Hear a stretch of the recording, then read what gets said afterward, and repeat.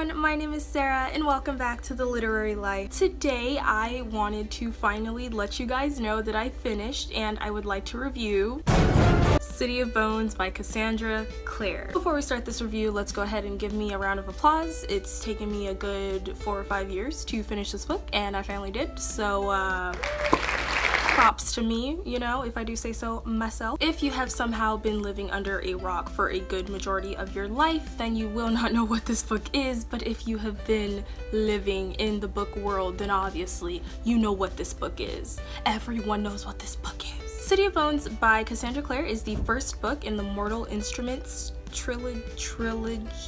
There's 7 of them, so like, wait, but counting this is 8.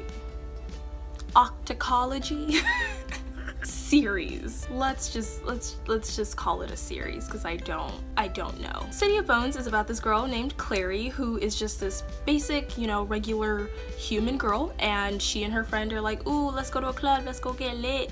And then they go to a club and they are trying to get lit, but then she witnesses a murder. Fun! And so in the 24 hours that follows that, her mom disappears and she's attacked by a demon, and she's basically just swept up in the entire Shadowhunter world with vampires and demons and werewolves and Shadowhunters, obviously. And she also meets the gorgeous golden-haired Jace, who I'm guessing is the little chiseled man on the front of the book here. Shadowhunters are basically like the police officers in the spirit world because they're always like trying to keep demons and werewolves and vampires, like they keep everyone in check. And so the book is following Clary and Jace, mostly Clary, just trying to figure out her life at this point. So what's gonna happen is I'm gonna have a tiny little spoiler-free portion in this video for people who have not read this book, and then I have to go into spoilers because I have so many questions and I have so many concerns and I can't just not talk about them. So I think I would give this book probably like a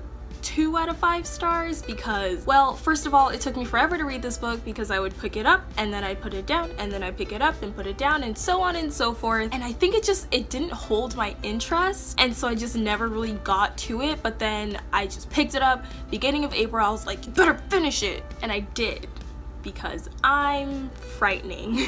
So for a good majority of this book, I really just couldn't stand it. I was ready to get it over with. I was like, oh my god, just finish the book. I was almost about to DNF it again for the millionth time, but then something happens where the story just kind of turns around, and all of a sudden the writing is bomb, and all of a sudden I'm loving the characters a lot more, and all of a sudden the world is incredible. I think most people should at least give it a try and then just like get past over half of it before you start to judge it super harshly. I'm still gonna judge it super harshly, but you know, just a bit of advice. As you guys should probably know from my bookish pet peeves video, I don't love insta-love. I in fact hate insta-love. It's getting to the point where it's so annoying, and then I read this book and it happened again and I was just like, oh my god, why? I really want to commend Cassandra Clare for her world building because that is what I love about this book. As far as I know, if Shadowhunters just aren't something that existed way back then, like vampires and werewolves and stuff like that, I mean in our world, as far as I know, Cassandra Clare did come up with like the entire Shadowhunter world and all the rules and all the aspects of it, and I think that is incredible. I think it's so detailed, and I can tell that because there's so many more books, the world only gets more interesting and intricate, and I'm here for it and I love it. The fact that she was able to create Shadowhunters and have them mesh into the world and the realm of creatures like demons and vampires and werewolves, and just kind of have them blend like that, and then because the book is so popular, a lot of people know about it, so it's like they were always there, you know what I mean? I think that's incredible and I love that. If Shadowhunters have existed before she wrote about them, that just negates everything I just said. So try if you can. Don't throw it up to the top of your TBR pile, but if you can, get along to it, read it. It's just,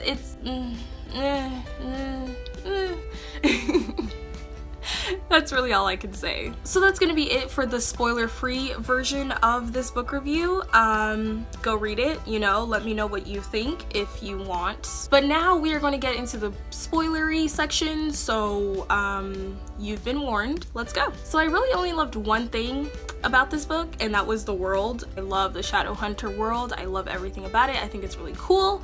I think it's really detailed, and I appreciate that. Everything else I did not like. So let's start off with the insta love.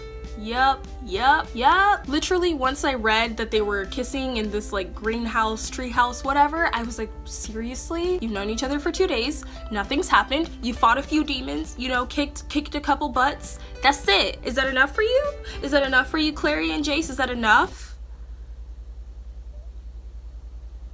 The thing is, I don't know if I should give this insta-love in the book a pass, because it seemed like she meaning Cassandra Clare, needed a reason for Clary and Jace to be like really close past the point of friendship, so that when, you know, the thing that happens to Jace in the end, when he's like kidnapped or whatever by his dad, ooh, get to that later, she would feel a lot more remorse for him and have like a reason to continue on and like go and find him and all that stuff. So I feel like maybe that's why she had them fall in love so easily. I don't know. Honestly, that's not good enough a pass. So yeah, insta love.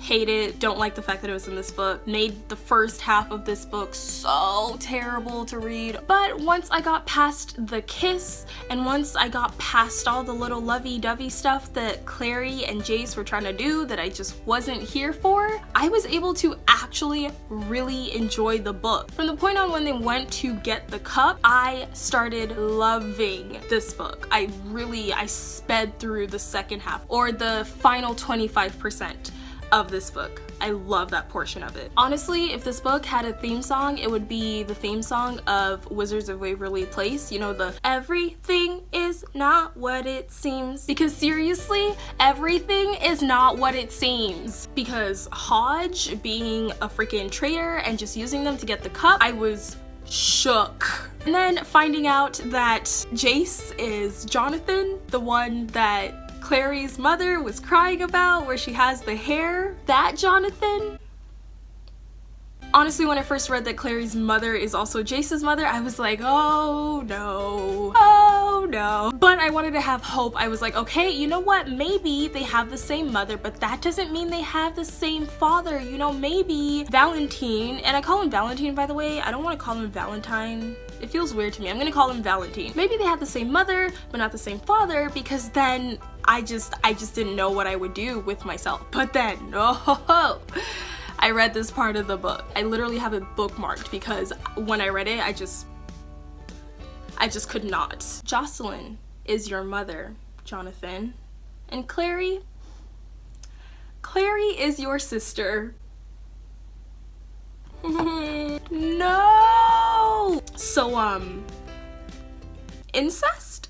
I could not. I physically could not. I had to put the book down, walk away, and then come back to it to keep reading because I could not. Brother and sister? Oh my god. Oh my god. Oh my god. Ah! And then I kept reading, and then I just felt like Jace and Clary, it seems like they still kind of like have that love for each other that's like way past brother-sister love. Oh no. So yeah, past the point where they started getting the cup and all that stuff and things got really deep and interesting. I love the writing a lot more. I love the world, even though I've always loved the world. I don't know about the characters still. Most of them annoy me, but what are you gonna do, you know? So yeah, that's mostly what I wanted to talk about, so this video isn't super long. I would love if those of you that have already read this book could tell me if I should continue on, because right now I just don't know how I feel in terms of finishing the series. But yeah, let me know down in the comments, and that is gonna be it for today's video. Hope you enjoyed, and I'll see you in the next one. Goodbye!